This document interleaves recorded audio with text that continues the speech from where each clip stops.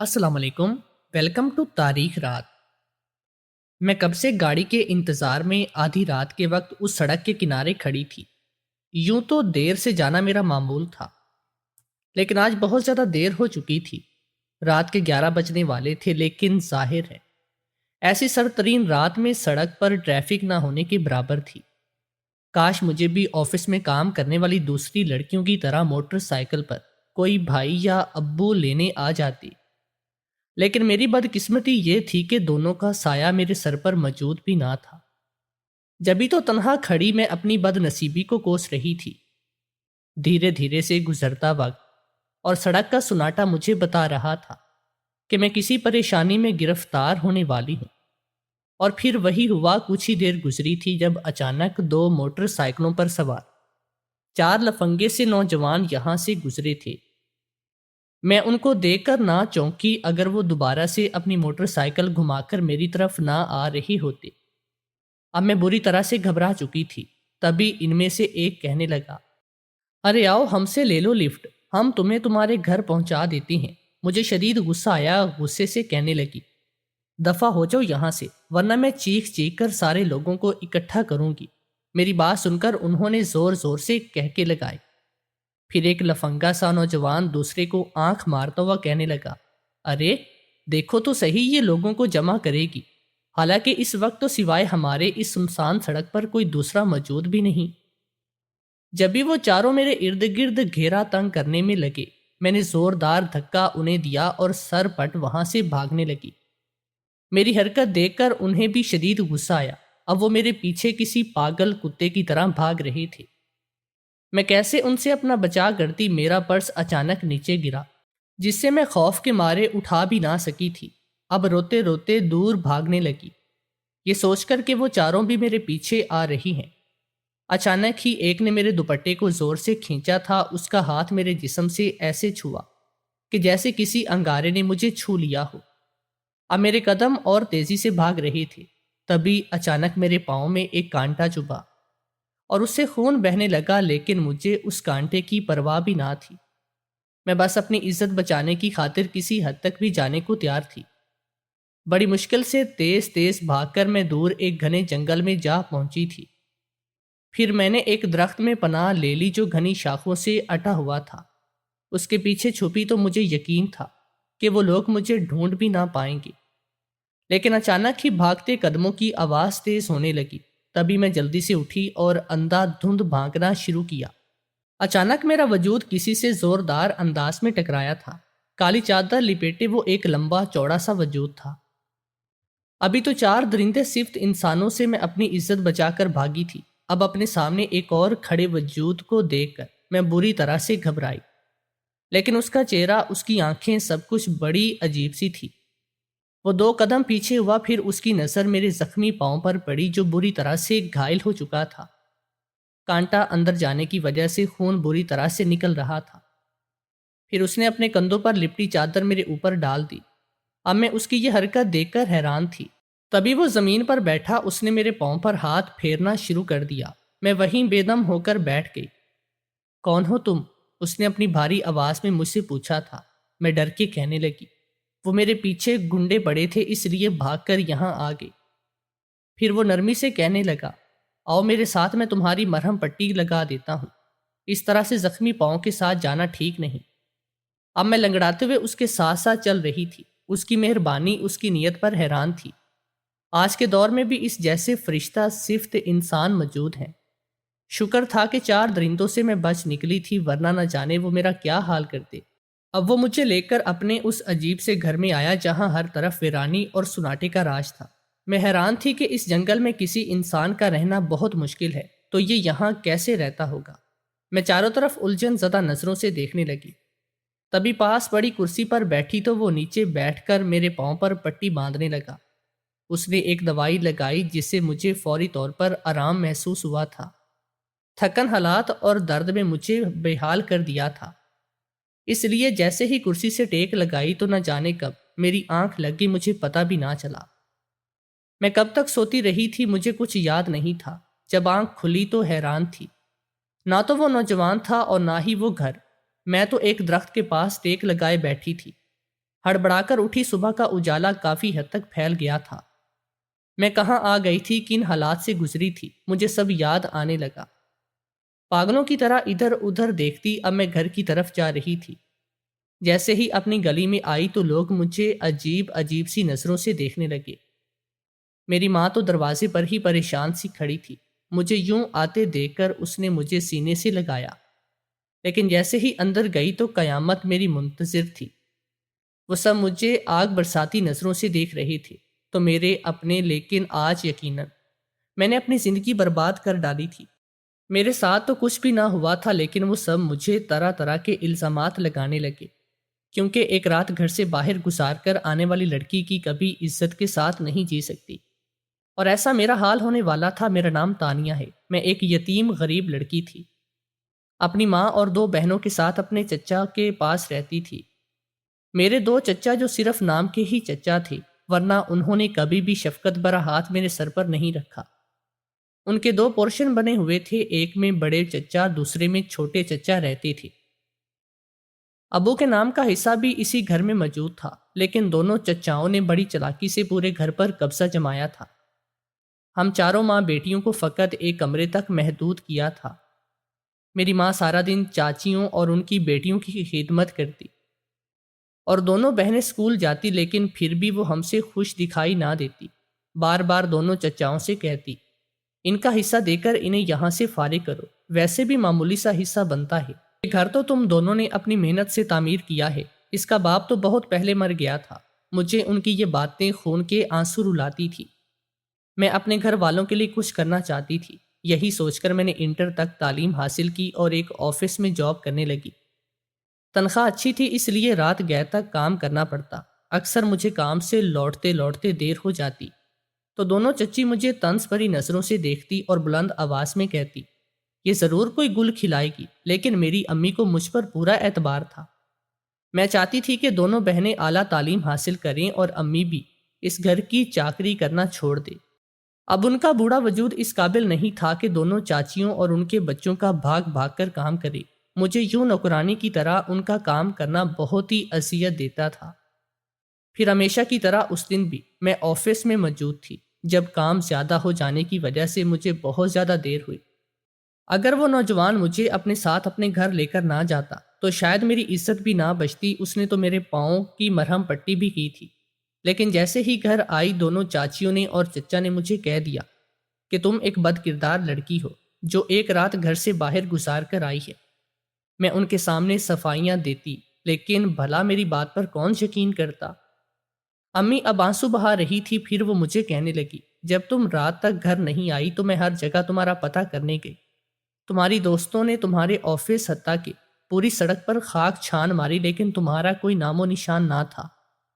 پھر میں روتے ہوئے امی کو بتانے لگی کہ میرے ساتھ کیا کیا واقعات پیش آئے، حتیٰ کہ میں نے اپنا زخمی پاؤں بھی امی کو دکھایا۔ پھر امی نے مجھے سینے سے لگایا اور کہنے لگی، مجھے اپنی بیٹی پر پورا اعتبار ہے، بس اب میں اس گھر میں نہ رہوں گی، ہم اپنا سامان سمیٹ کر کسی کرائے کے گھر میں رہتی ہیں۔ تبھی امی اور میں چچا کے سامنے جا کر کھڑے ہوئے اور کہنے لگے، ہمیں ہمارا حصہ دو تاکہ ہم یہ گھر چھوڑ کر ہمیشہ ہمیشہ کے لیے یہاں سے چلے جائیں۔ روز روز کی ذلت برداشت کرنے سے بہتر ہے ہم ایک ہی بار یہاں سے چلے جاتے ہیں۔ چچا نے حصے کی رقم کی صرف 50,000 مجھے تھمائے اور کہنے لگے، یہ رقم لو اور یہاں سے دفع ہو جاؤ، تم نے پہلے ہی ہمارا منہ کالا کر دیا ہے، جب یہ گھر بکے گا تب کبھی تمہیں تمہارے حصے کے باقی پیسے مل جائیں گے۔ یوں ہم چاروں لاوارث بے سہارا عورتیں، 50,000 کی وہ معمولی رقم تھی۔ میں اس گھر کو ہمیشہ کے لیے چھوڑ کر کسی نئے گھر کی تلاش میں مارے مارے پھرنے لگی تھی۔ پھر دور کی بستی میں کسی نے ہمیں بتایا 1-2 کمروں کا ایک چھوٹا سا گھر کرائے پر خالی ہے۔ جیسے ہی ہم وہاں پر پہنچے تو حیران رہ گئے، کیونکہ اس گھر کا کرایہ بھی انتہائی کم تھا۔ امی اور ہم سب خوشی خوشی اس گھر میں شفٹ ہوئے۔ صاف ستھرا 2 کمروں پر مشتمل ایک چھوٹا سا گھر تھا، لیکن ابھی ہماری خوشی کو چند لمحے بھی نہ گزرے تھے جب برابر والی ایک عورت امی کے پاس آئی اور کہنے لگی، بہن، جوان بیٹیوں کو لے کر اس گھر میں کیوں آ گئی؟ تم نہیں جانتی یہ گھر اسیب زدہ ہے، یہ پچھلے 20 سالوں سے خالی ہے، جس نے بھی تمہیں یہ دیا ہے بے وقوف بنا دیا۔ میں تو کہتی ہوں آج رات ہی اسے خالی کرو۔ امی کی آنکھیں پھٹی کی پھٹی تھی۔ ہم تینوں بہنیں بہت ہی سہم گئی۔ پھر امی کہنے لگی، بہن تم ہی بتاؤ، میں رات کو بھلا اپنی بیٹیوں کو لے کر کہاں جاؤں گی؟ اور اس کا مالک تو ایڈوانس کے نام پر ہم سے 30,000 روپے لے چکا ہے۔ تو وہ توبہ توبہ کرتے ہوئے کہنے لگی، ارے وہ تو بڑا ہی لالچی انسان ہے، پیسوں کے لالچ میں کچھ بھی کر سکتا ہے، لیکن میری مانو تو اس گھر کو چھوڑ دو۔ دیکھنا تمہیں راتوں رات ہی پتہ چل جائے گا کہ اس گھر میں کیسے کیسے واقعات پیش آتی ہیں۔ یوں ہمیں ڈرا کر وہ اس گھر سے فوراً چلی گئی، لیکن پوری رات ہم چاروں ماں بیٹی جاگتے رہے۔ ذرا سی بھی آہٹ ہوتی تو چھوٹی بہن رونا شروع کر دیتی، بار بار ایسے لگتا جیسے ابھی کوئی دیوار سے کود کر اندر آئے گا۔ کبھی سیڑھیوں سے کوئی اترتا ہوا محسوس ہوتا۔ کوئی رات بڑی مشکل سے گزاری تھی۔ صبح میں بری طرح سے رونے لگی، کیونکہ یہ سب مصیبت میری وجہ سے بھی تو آئی تھی۔ کام پر جانا بھی ضروری تھا کیونکہ اب گھر الگ ہو گیا تھا، اور کھانے کے لیے پیسے بھی چاہے۔ پھر امی کہنے لگی، اللہ کا نام لے کر اسی گھر میں رہو، جو ہوگا دیکھا جائے گا۔ اب ہمارے پاس اتنی رقم نہیں کہ ہم کسی دوسرے گھر میں رہ سکیں۔ پھر اس دن زیادہ دیر ہونے کی وجہ سے میں گھر لوٹ رہی تھی جب مجھے اپنے پیچھے کسی کے قدموں کے چلنے کی آہٹ محسوس ہوئی۔ میں بری طرح سے ڈر گئی۔ جیسے ہی پلٹ کر دیکھا تو حیران تھی۔ کالی چادر اوڑے یہ وہی نوجوان تھا جس نے اس دن مجھے بچایا تھا۔ اس کی مرہم پٹی کرنا، اس کی مہربانی مجھے آج بھی یاد تھی۔ پھر وہ کہنے لگا، آپ کیسی ہیں؟ آپ کا پاؤں ٹھیک ہو گیا؟ میں نے سر جھکا لیا اور کہنے لگی، پاؤں ٹھیک ہو یا نہ ہو، لیکن ہم جیسے غریبوں کا کمانا بہت ضروری ہے، کیونکہ گھر چلتا ہی میری کمائی سے ہے۔ ابھی بھی تھوڑا درد ہے، لیکن جلدی مجھے آرام آ جائے گا۔ پھر وہ کہنے لگا، اگر آپ کو کسی بھی چیز کی ضرورت ہو تو مجھے ضرور بتائیے گا۔ میرے بہت سے لوگوں سے تعلقات ہیں، آپ کے ہر مسئلے کا حل میں چٹکیوں میں پیش کر سکتا ہوں۔ وہ بڑے بڑے غور سے مجھے دیکھ رہا تھا۔ مجھے اس کا یوں کہنا اچھا لگا۔ پھر میں کہنے لگی، ٹھیک ہے، آپ کی بہت مہربانی، لیکن آپ کیا اسی جنگل میں اس ٹوٹے پھوٹے گھر میں رہتی ہیں کہ آپ کا اس دنیا میں کوئی بھی نہیں؟ تو اداسی سے کہنے لگا، نہیں، میں بہت اکیلا ہوں۔ پہلے میں پورے خاندان کے ساتھ رہتا تھا، لیکن اب اپنے خاندان سے بہت دور ہو گیا ہوں۔ اب مجھے وہاں کی تنہائی اچھی لگتی ہے۔ یوں ہی باتیں کرتے کرتے کب میری آنکھ لگی مجھے پتہ بھی نہ چلا۔ پھر وہ گلی سے واپس مڑ گیا۔ میں دور تک اسے جاتا دیکھتی رہی، اس کا یوں میرے ساتھ ساتھ چلنا مجھے بہت اچھا لگا۔ پھر جیسے ہی رات ہوئی تو میں امی اور بہنوں سے پوچھنے لگی کہ گھر میں کوئی غیر معمولی بات تو نہیں ہوئی؟ تو امی کہنے لگی، نہیں، آج تو کچھ بھی ایسا محسوس نہیں ہوا۔ اب مجھے بھی تھوڑا اطمینان ہو گیا تھا، ورنہ میں بہت ہی گھبرا گئی۔ رات کو بستر پر لیٹی تو اس کا چہرہ بار بار آنکھوں کے سامنے تھا۔ وہ کس قدر مہربان ہے، شاید میرے ساتھ تو کچھ زیادہ ہی۔ اب میرے لب خود بخود مسکرانے لگے تھے۔ پھر ایک دن آفس میں بہت کام تھا، سب کی جلدی چھٹی ہو گئی تو میں بھی جلدی جلدی گھر کی طرف جانے لگی۔ لیکن جیسے ہی آدھا راستہ ہوا اچانک ہی میرے قدم رک گئے۔ دل چاہ رہا تھا کہ اس سے ملاقات کرنے کو، اس کے گھر چلی جاؤں، دیکھنا چاہتی تھی کہ وہ گھر میں موجود ہے بھی یا نہیں۔ یہی سوچ کر میں اس گھنے جنگل کی طرف چلی گئی۔ یہاں سے تھوڑی دور تو اس کا گھر تھا۔ آج بھی مجھے یہ راستہ اچھی طرح سے یاد تھا۔ پھر جیسے ہی اس گھر کے پاس گئی تو حیران رہ گئی، وہ گھر تو پورا کا پورا خالی پڑا تھا۔ باہر کا دروازہ بھی کھلا پڑا تھا، جبکہ دونوں کمرے یوں کھلے پڑے تھے جیسے کسی کا آنا جانا یہاں پر نہ ہو۔ حتیٰ کہ سارا سامان بھی گرد سے اٹا ہوا تھا۔ گھر میں بھرا ہوا کچرا اس بات کی نشاندہی کر رہا تھا کہ یہاں پر صدیوں سے کوئی آیا بھی نہیں۔ میں گھبرا کر اسے آوازیں لگانے لگی، لیکن میری آواز بے سود تھی۔ اب میں مایوس ہو کر واپس پلٹی۔ دل بہت ہی اداس ہو گیا۔ نہ جانے وہ کہاں چلا گیا، اتنے دن سے میرے سامنے بھی نہیں آیا۔ پھر اس رات ہم سارے سو رہے تھے جب اچانک ہی سیڑھیوں پر سے کسی کے بھاگنے کی آواز آئی۔ دونوں چھوٹی بہنیں خوف سے کانپنے لگی، وہ پسینے سے شرابور ہو گئی۔ امی بھی خوف زدہ نظر آئی، لیکن مجھے اپنی ہمت بحال رکھنا تھی۔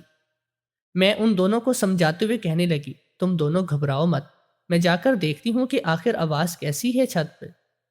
چھت سے زور زور سے دھم دھم کی آوازیں آ رہی تھی۔ اچانک ہی کچن سے ایک پلیٹ گری تو دونوں چھوٹی بہنیں بری طرح سے چیخنے لگی۔ اب میرا دل بھی لرز رہا تھا، نہ جانے باہر کیا ہو رہا تھا۔ ہم کمرے میں کسی قیدی کی طرح بیٹھے ہوئے تھے۔ پھر میں نے ہمت کی اور دروازہ کھول کر باہر گئی۔ زور زور سے چیختے ہوئے کہنے لگی، کون ہے جو ہمیں پریشان کر رہا ہے؟ لیکن میرے سوال کے جواب میں ایک دم سناٹا سا چھا گیا۔ ایسے لگتا جیسے یہاں کچھ بھی نہ ہو۔ تبھی میں دھیرے دھیرے سے سیڑھیوں کی طرف بڑھنے لگی۔ اب میں اوپر چھت کی طرف جا رہی تھی، تبھی میں نے چھت کی چھوٹی دیوار سے کسی کو کودتے ہوئے دیکھا تھا تو میرا دل دھک سے رہ گیا۔ ضرور وہاں پر کوئی موجود تھا۔ جو ہی جلدی سے گلی کی طرف جھانکا تو مجھے ایک کالی چادر میں لپٹا ایک وجود بھاگتا دکھائی دیا۔ وہی لمبا چوڑا کالی چادر والا وجود کسی سے مشابہت رکھتا تھا۔ اپنے دل پر ہاتھ رکھے اسے بھاگتے ہوئے دیکھتی رہی۔ یقین نہیں آ رہا تھا کہ اس گھر میں چور کی حیثیت سے آنے والا وہ نوجوان ہوگا جس پر میں کافی حد تک اعتبار کرنے لگی تھی۔ پھر میں نیچے واپس آ گئی، اپنی بہنوں کو تسلی دینے لگی۔ اوپر کوئی بھی نہیں تھا۔ ایسا لگتا ہے شاید کوئی بھی یہیں تھی جو مجھے دیکھ کر بھاگ گیا ہو۔ لیکن دوسرے دن میں کام سے واپس آ رہی تھی جب وہ مجھے ایک درخت کے نیچے کھڑا ہوا نظر آیا۔ میں فوراً ہی اس کے پاس چلی گئی، پھر اسے کہنے لگی، کیا تم ہی میرے پیچھے پیچھے گھر تک آئے تھے؟ رات کو یقیناً تم ہی تھے جو گلی سے بھاگ رہے تھے۔ اس نے فوراً نفی میں سر ہلایا اور کہنے لگا، نہیں، میں وہ نہیں تھا جو تم سمجھ رہی ہو، کیونکہ میں جھوٹ نہیں بولتا۔ اس لیے میں تمہیں بتا رہا ہوں کہ میں صرف تمہیں گلی تک چھوڑ کر واپس چلا گیا تھا۔ میں اس کی آنکھوں میں سچائی دیکھ رہی تھی۔ ویسے بھی وہ جس قدر مہربانی سے مجھے دیکھتا، لگتا نہیں تھا کہ وہ مجھے تنگ کرے گا یا میرے گھر تک پہنچ جائے گا۔ اسے چند گھڑی باتیں کر کے اب میں اپنے گھر چلی گئی۔ اس نے حسب عادت مجھے گلی کے کونے پر چھوڑا اور پھر واپس چلا گیا۔ پھر تو ہر دوسرے دن جیسے ایک خوف کا ماحول پیدا ہونے لگا، جب رات کو آنے والی ان پر اسرار آوازوں سے ہم سب اٹھ کر بیٹھ جاتے۔ چھوٹی بہن کہنے لگی، باجی، عورت صحیح کہتی تھی، یہ گھر ٹھیک نہیں، اب ہمیں کچھ کرنا ہوگا۔ یا تو امی سے کہیں یہ گھر چھوڑ دیں یا پھر کسی مولوی وغیرہ کو بلوا کر اس گھر کو دکھائیں۔ وہ بہت ہی خوف زدہ لگ رہی تھی۔ میں اسے تسلی دینے لگی، یہ تو میں نے سوچا بھی نہ تھا، کیوں نہ میں کسی مولوی وغیرہ کو بلوا کر اس گھر کو دکھا دیتی ہوں۔ امی سے جب میں نے کہا تو کہنے لگی، ہاں یہ ٹھیک ہے، ایسے ہمیں تسلی بھی ہو جائے گی کہ اس گھر میں رہنا ٹھیک ہے بھی یا نہیں۔ آخر کب تک ہم سزا میں مبتلا رہیں گے؟ اب تو میری دونوں چھوٹی بیٹیاں بہت ڈرنے لگی۔ پھر دوسرے دن میں پریشان سی گھر کی طرف جا رہی تھی۔ اچانک ہی کوئی پیچھے پیچھے چلنے لگا۔ میں نے مڑ کر دیکھا، یہ وہی تھا میرا رکھوالا، وہ مہربان نوجوان۔ ایسے لگتا جیسے وہ میری حفاظت کر رہا ہے۔ میرا پریشان ذرا دیکھ کر وہ کہنے لگا، آج تم بہت پریشان ہو، کیا وجہ ہے؟ تو میں اسے کہنے لگی کہ جس گھر میں ہم رہتے ہیں وہ گھر آسیب زدہ ہے۔ پہلے ہمیں یہ بات نہ بتاتی، لیکن جیسے ہی ہم نے گھر لیا آس پڑوس کے لوگوں نے ہمیں بتایا۔ میں نے دیکھا اس کے چہرے پر ایک گہری سوچ تھی۔ پھر وہ کہنے لگا، پریشان مت ہو، ان چیزوں کا علاج تو میں بھی کر سکتا ہوں۔ اگر برا نہ مانو تو مجھے اپنے ساتھ گھر لے چلو، میں تمہیں ایک نظر دے کر بتا دوں گا یہ گھر آسیب زدہ ہے یا نہیں۔ بڑی خوش ہوگی، پھر کہنے لگی، کیوں نہیں، تم آج ہی میرے ساتھ چلو۔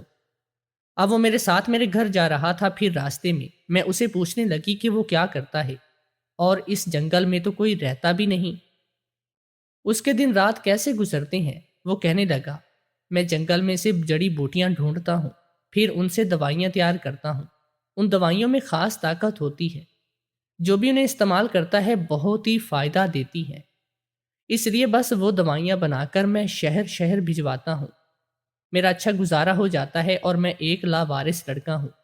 میرے ماں باپ تو پہلے مر چکے تھے، اس لیے بس تنہائی پسند ہو۔ اس کی کہانی تو واقعی میں بہت ہی عجیب تھی۔ پھر وہ میرے ساتھ میرے گھر چلایا۔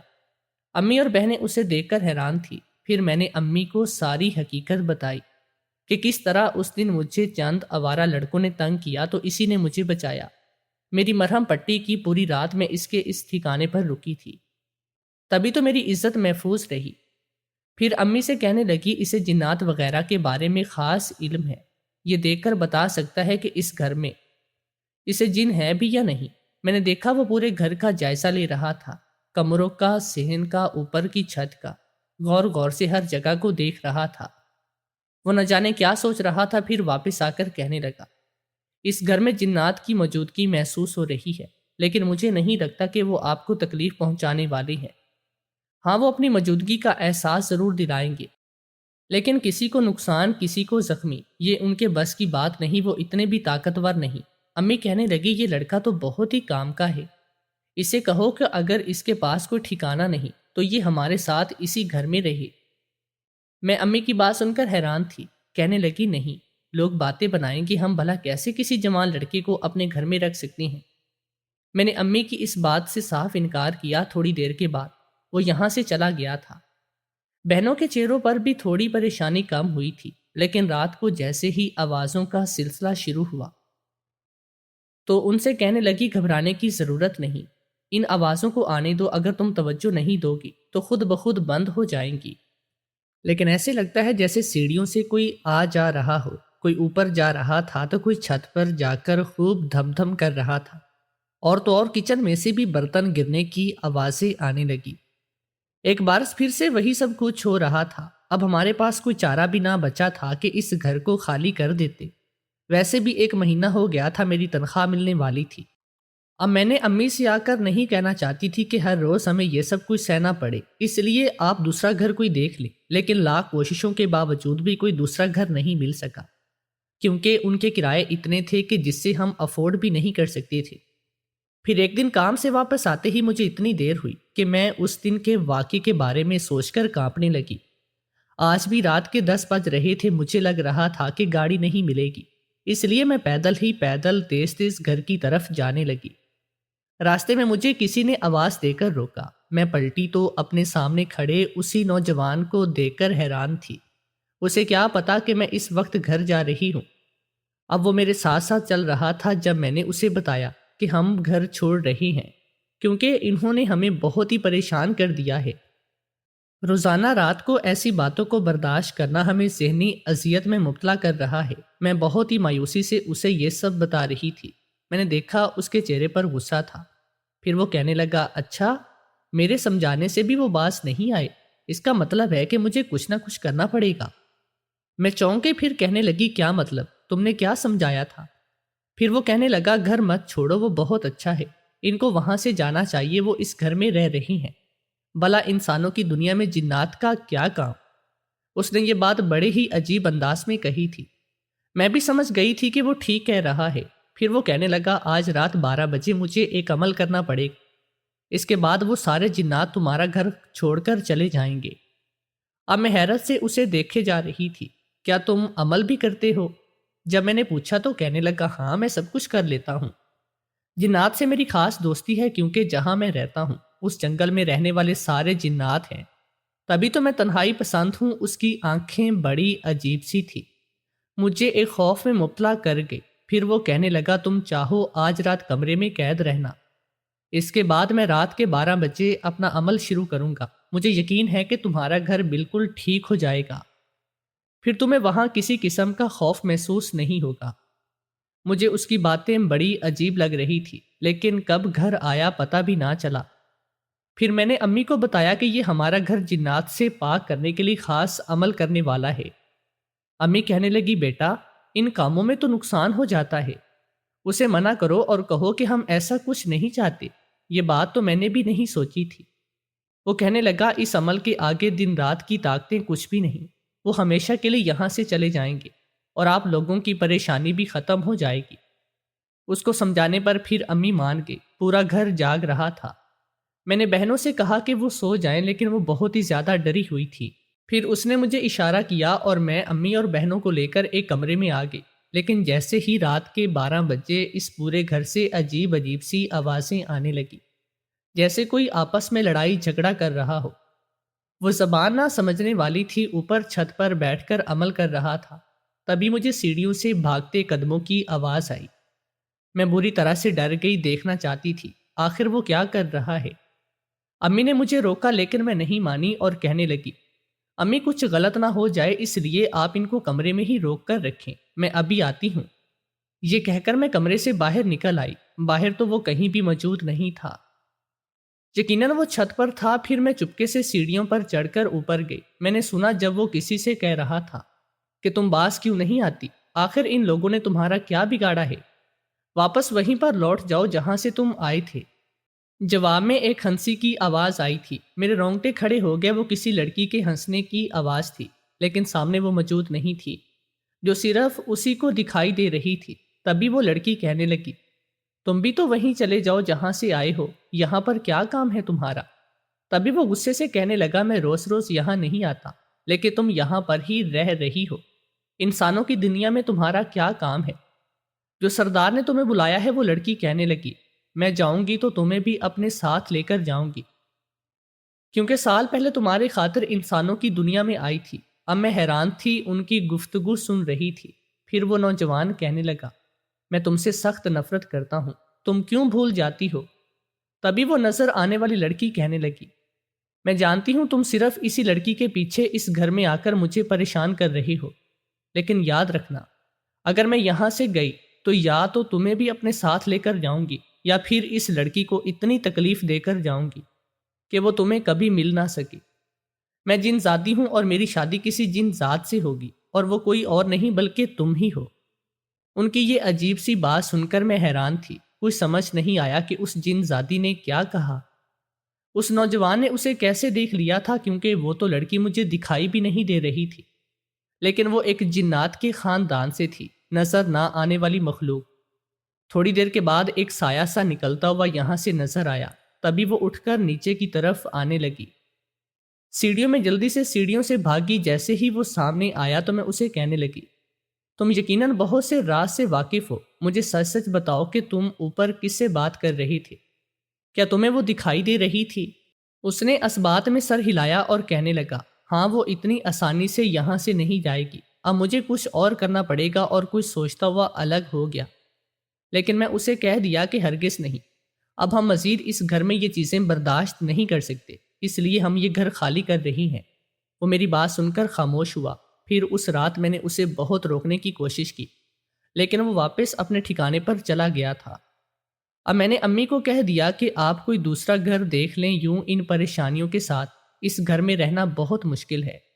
پھر خدا خدا کر کے آخرکار ہمیں بستی کے آخری کونے پر ایک اور گھر مل ہی گیا۔ وہ ایک کمرے کا چھوٹا سا گھر تھا، لیکن بہت ہی کم کرائے والا گھر، تو اتنا اچھا بنا ہوا نہ تھا، لیکن پھر فی الحال ہمیں گزارا تو کرنا ہی تھا۔